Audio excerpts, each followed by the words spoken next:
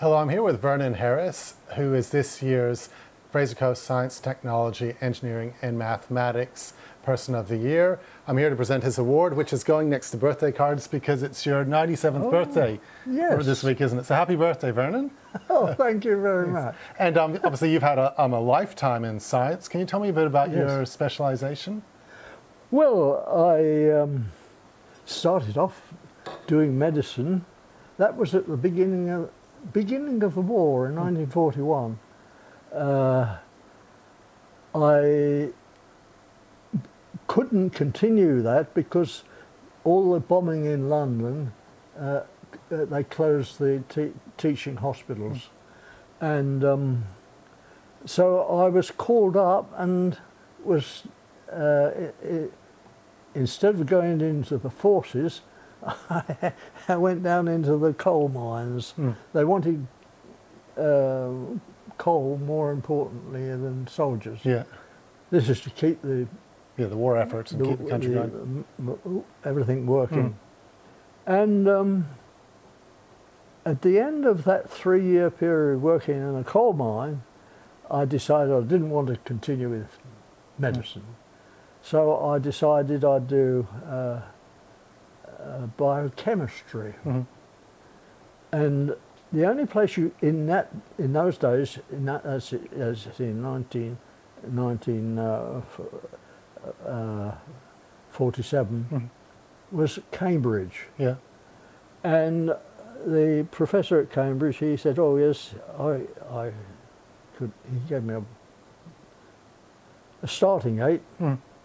But the trouble was, he has so many people coming back from the war wanting to do this, and he only takes 3 students a year, and so it was going to be 6 years before I actually started at Cambridge. And I thought, well, I'll do something else.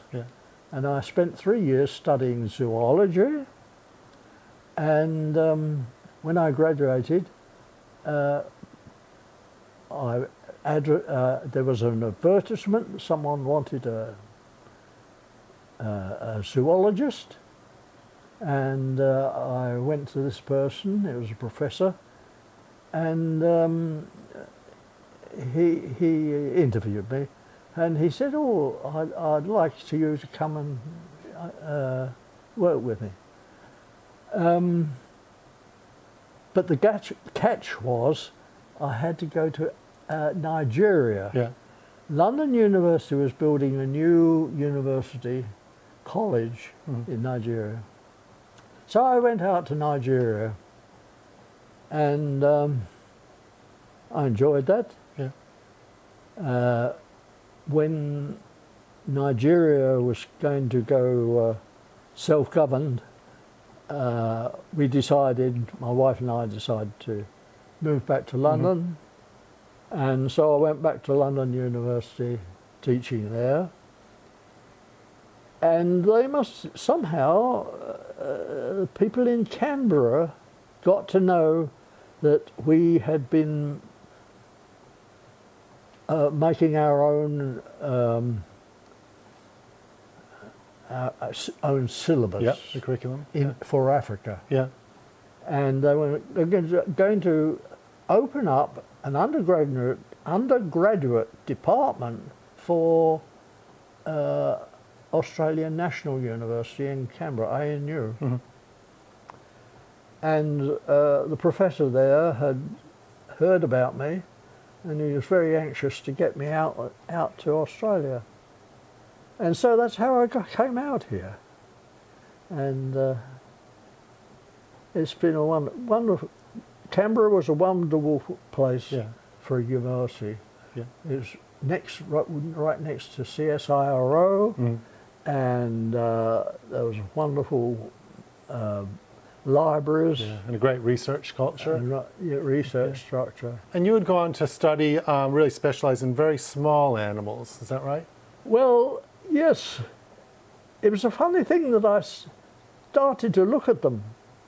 I'd taken some students down to the coast, and one of the students, they'd been looking at all the things that living on the shore, and one of the students came to me and said, "Look, come and look at this."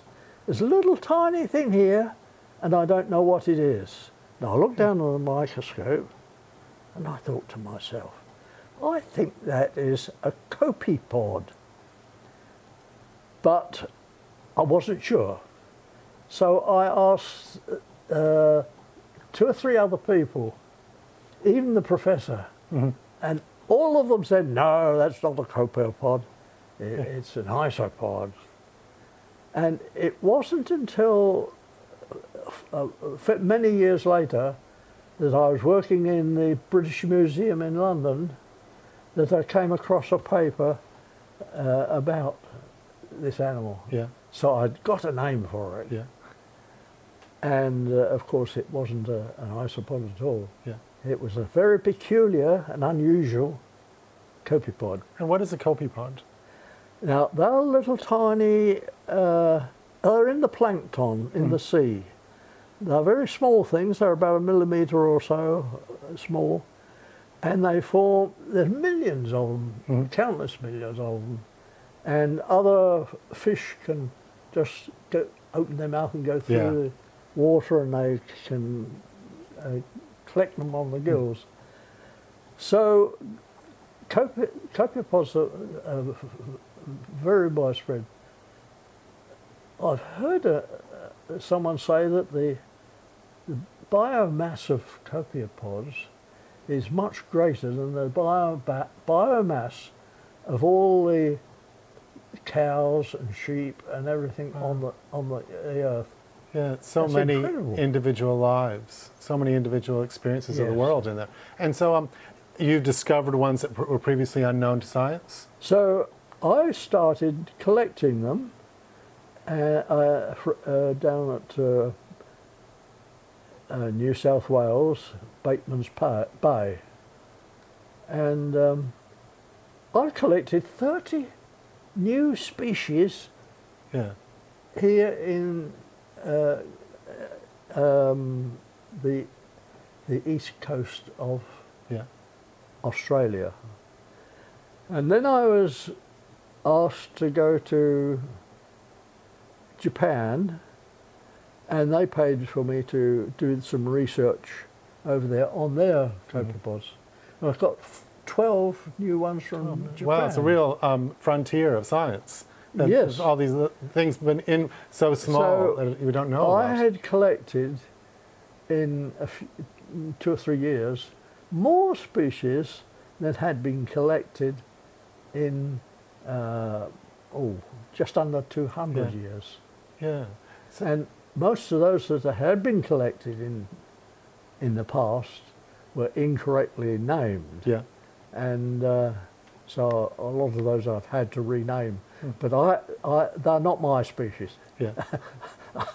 I've got 43. Yeah, that you discovered. that Yeah. are mine. Yeah.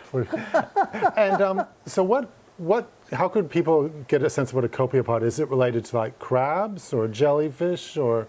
Well, they are related to the shrimps, I suppose, that everybody would know. But of course, they're much smaller. Yeah. They're about 1 millimetre in length. That's about as near as you can get it. It's the crustaceans. They're not higher crustaceans. All the higher crustaceans have got like crabs and shrimps. They've all got 10 legs. Yeah. But these only have 3 sets of legs. So most of them swim. But these particular ones don't swim. They live on the seaweed, and they do have some sharp claws to hold on to the seaweed, so that they're not washed Yeah, off. they can ride around the ocean. on They it. can crawl about on the seaweed. Yeah. And so I find them very interesting because they're all brightly coloured, which is so strange for an animal that you cannot see. It's so small that they should be so beautifully coloured. And that's one of initially that was one of the attractions. Mm-hmm. And are you still doing research into them now? Oh yes, Mm-hmm. I've been studying them for about 50 years now. Yeah. And I want to write a book about them. That all the information that's in publication is something about describing the structure and giving them a name. Mm-hmm. It's an anatomy and a name. Yeah. Nothing about how they feed, how they move, Yeah. how they reproduce, Yeah. or anything like that. Nobody knows anything about that. Yeah. So I mean, it's, do they lay eggs?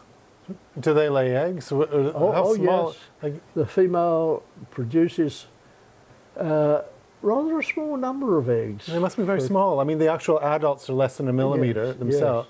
Must be very small Most eggs. of the ones swimming in the ocean Yeah. can produce from 50 to 100 eggs at Yeah. a time. Yeah. But these seem to be, the ones on my little ones, some of them are known to produce 2 eggs. Yes. 2, 4, 6 eggs. The optimum number of eggs that any of them produce is about 12. Yeah. The mean would be Yeah. 9. It's incredible to think of this whole life that we're just not aware of because it's so Yes. small and out there in the seaweed and the ocean. And so, is it possible for somebody to see them in a microscope, just a normal microscope? Oh yes, Yeah. yes, we can see them. Do you have one I can see here? Yes. Yeah, I'd love to see one. Yeah, I'd love to see a copepod. See Yeah. them on the microscope. Excellent. Yes. All right. Well, thanks so much for having us here today. And again, congratulations on winning the STEM award for this year. It's really, really inspiring what you've done in a lifetime of science and still contributing to the University of the Sunshine Coast Yes. in the way you do. It's a really fantastic what you're doing here.